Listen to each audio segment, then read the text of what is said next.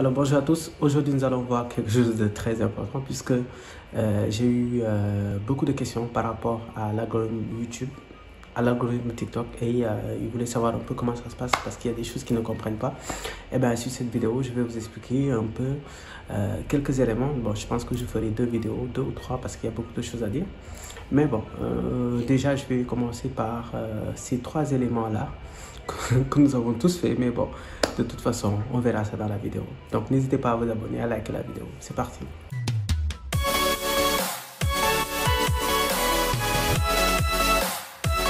Le premier élément, c'est je m'abonne, tu t'abonnes. Je pense que c'est la chose la plus stupide qu'on ait jamais faite.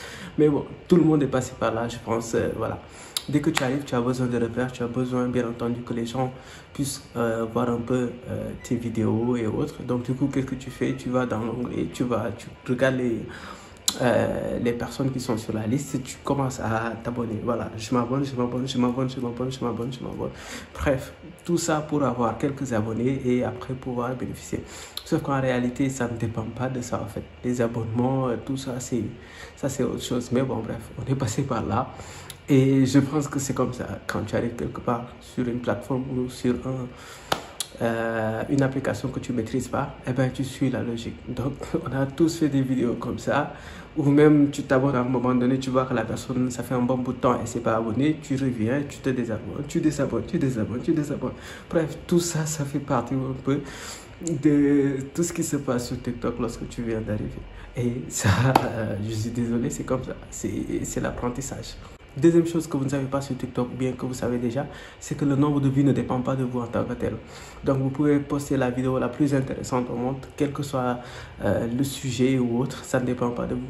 Plus la vidéo elle est likée, commentée et partagée, plus cette vidéo va être propulsée en avant. C'est comme ça que ça se passe. Donc grosso modo, à chaque fois que vous postez une vidéo sur TikTok, ça ne dépend pas de vous. Vous n'avez pas le monopole, c'est l'application qui voit, qui regarde en fonction des caractéristiques et des statistiques pour propulser la vidéo. Donc, raison pour laquelle vous allez voir une vidéo où vous pensez que ça va cartonner ou bien les gens vont beaucoup voilà, rigoler, ça va faire plus de vues. En réalité, vous voyez que ça ne fait pas trop, voilà, ça ne marche pas trop.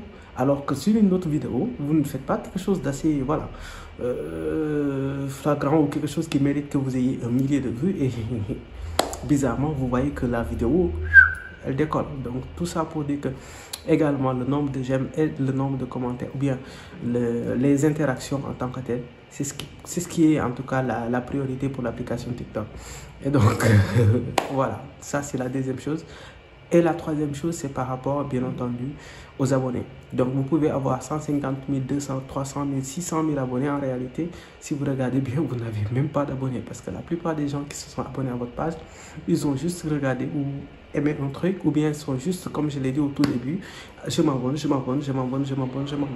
Donc, ce qui fait qu'en réalité, quand vous regardez le taux de conversion, c'est-à-dire vous demandez aux gens d'être ou bien de partir sur votre page Instagram ou YouTube, vous allez voir que c'est très faible, c'est très faible.